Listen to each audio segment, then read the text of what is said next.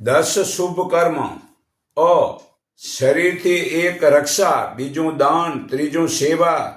પછી બ. વાણીથી, ચોથું સત્ય, પાંચમું મધુર, છઠ્ઠું હિતકર, સાતમું સાર્થક અને ક.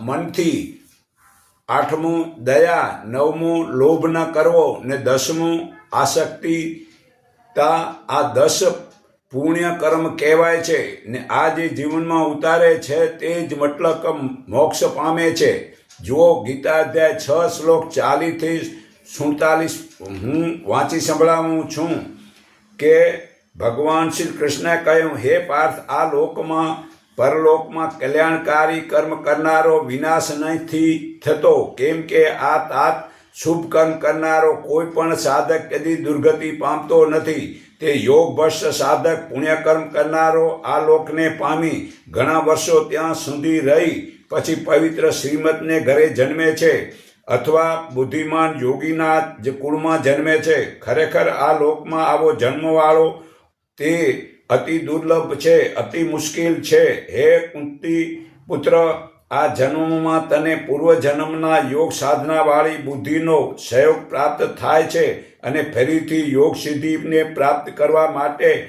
આગળ પ્રયત્ન કરે છે. તેમજ પૂર્વજન્મના કરેલા અભ્યાસને લીધે તે અવશ્ય યોગ પ્રત્યે ખેંચાય છે ને આ યોગનો જિજ્ઞાસુ પણ સકામ વૈદિક કર્મો કરનારી સ્થિતિ શબ્દ બ્રહ્મને આમ ઓળંગી જાય છે.